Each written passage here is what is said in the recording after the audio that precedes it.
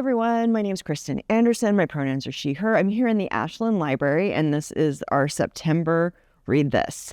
It's September, which means it's library card sign-up month. So be sure to get a library card this month if you don't already. If you don't already, get one of our really cool new library card designs created by a local artist. They'll put a picture up and you can see how awesome they are. We make it as easy as possible for you to get a new card. And we bring in new designs on the regular, but this one is particularly fabulous.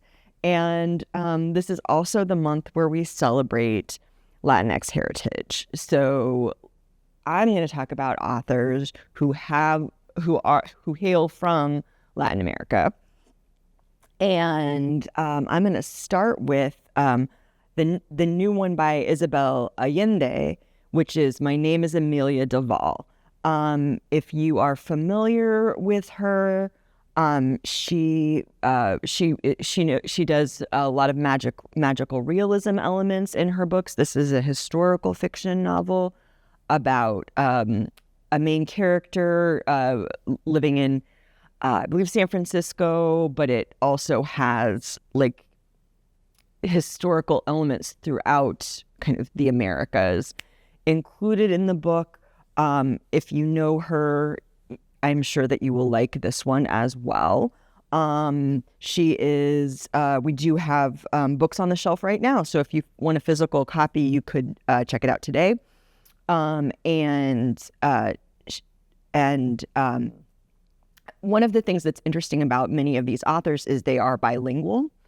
And so with a handful of them, I kind of did a little bit of research, and my understanding is that Allende specifically writes in Spanish, and she does not translate her own work. She has an English language translator who translates what she's written in Spanish into English. So some of these books are translated from Spanish to English. Some of them, Latin America. So it could be other languages translated into English as well, but many of them are written originally in English by folks who live here. And then I thought we'd move into another prolific, newer Latinx author, Silvia Moreno Garcia, who's been tearing it up with amazing books. Like, she's been putting out roughly one a year. And her new one is called The Bewitching, and it has multiple timelines, a turn of the century timeline that's in Mexico, a mid-century timeline that is in the United States, and I think it's like 1990s. It's not quite into present day. That ties both of those threads together. It has a horror author in the middle timeline who the 1990s timeline is researching, and so it's got some dark academia vibes and kind of has like gothic feel to it. So kind of light gothic horror. If that's your jam, then pretty much anything she writes would be something that you would enjoy, but check out The Bewitching that we also have on the shelf today. And our library director, another book that might have kind of a similar like multi-timeline historical family kind of stuff going on is Malas by Marcela Fuentes. And that is also available today. One of our selection librarians suggested a couple of other kind of gothic-y feeling, newer titles. And Bochica by Carolina Flores Chicaro is one of those books. And the other one is The Possession of Alba Diaz by Isabel Cañas. That Isabel Cañas wrote another one that was horror called The Hacienda that came out recently that was popular. So lots of just gothic-y stuff coming out of our Latinx authors really recently. If you want something a little bit more crime/horror, House of Bone and Rain, which is called subtitled Barrio Noir by Gabino Iglesias. That one's set in Puerto Rico. And then there's kind of a swath of this is actually the last historical, and then I'm going to change to romance. But this one's new and it sounds really interesting and is in my TBR pile, but I haven't read it yet. And it's called Malinali, and it's by Veronica Chapa. And this is based on an actual human being. She was the translator for Cortez, I believe. And so she has kind of an interesting, like you could see how that would be a history that would be seen in lots of different ways. I believe that this is kind of a re-looking at her character with her own kind of centering her as opposed to centering Cortez, and it's going to have some magic in it. So it's probably, and the cover makes it look like it. I'm seeing the cover and reading the marketing copy, and what I see is something that's designed to be read by someone who maybe liked Circe or some of the other kind of early history retellings that also kind of tie into mythology. Those might be, there's another one called Kaikei that's Indian history. I think this will have a similar feel.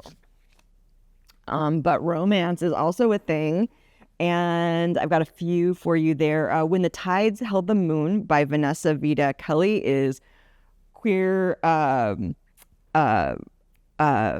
mermaid romance with two male leads. Marketing copy has it as The Shape of Water meets The Greatest Showman.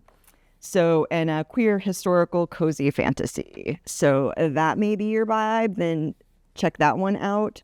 There's also a more traditional straight up romance called You Had Me at Ola by Alexis Daria. That's a trilogy. That's a, it's got some TV themes. It's an actress who isn't truly bilingual, but gets cast into a role where she's expected to speak Spanish and falls in love, and drama ensues. And then the third romance I have on my list is Cash Delgado is Living the Dream, and that's by Taylor K. Mejia. He is a local Southern Oregon author. This is a queer small town romance, and if you think you know the name Taylor K. Mejia, there is an illustration of him on the side of Ashland High School if you've driven by. But that is him in a feminine presenting image. He has since transitioned. If you like sci-fi, The Mimicking of Known Successes is the beginning in a novella series by Malka Older. You'll look at the cover and you'll see this is kind of a Western inflected sci-fi. So probably, this one I haven't gotten to yet either, but is in my TBR. I am imagining Firefly. And for more kind of just realistic but interesting narrative structures, Oye by Melissa Mogollon is kind of it's a novel that is like, you have to be kind of the kind of reader who's willing to struggle a little bit with what you're reading, because the narrative structure is hearing like one side of a phone conversation throughout, but it's really interesting and has gotten some critical acclaim. And it makes me think of How Not to Drown in a Glass of Water by Angie Cruz, which is kind of a delightful, funny, really short novel that is a woman in her mid-50s who's lost a job, and she's going in for kind of sessions to help her find a job. It's set in the Great Recession, and that one is kind of delightful. Recently, though, I've been thinking about, because we've got, we're in Southern Oregon, Quixote Nuevo is at OSF right now, which is very much kind of borderlands inflected. So like those places that exist like right physically on the edge of Mexico in the United States. And a novel that I don't know why. For me, it's one of those novels I keep coming back to as one that I loved, and I wish I could find another book that would make me feel the same way, that I would love as much. And that one's called The Five Wounds by Kristen Valdez Quaid. I do not believe that my love of this has anything to do with the author having my same first name. I think it's more just the kind of loving family dynamics and the humor of it, and like a family that's so different from my own, but also has similar feelings around it. But that's a lovely novel.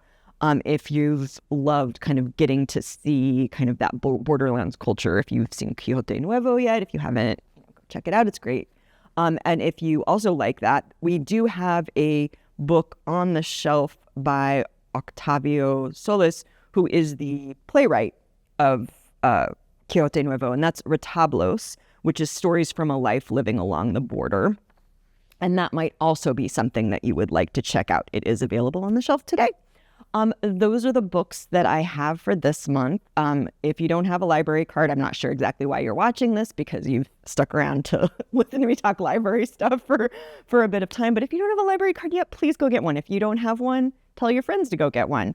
It is a resource that is available to you for free because of property taxes, and we are really glad to be here to serve our entire community. There's a great blog post up that my colleague Milagros wrote that's about her role in reaching our Spanish-speaking community, which is, I think, roughly 13% of the people who live in the area. And many of the books that I've talked about today in English and have been books that are in English, either because they were written in English or translated into English, we also have in the collection in Spanish. So hope to see you next month. We'll definitely be talking spooky in October, and see you then. Thank you.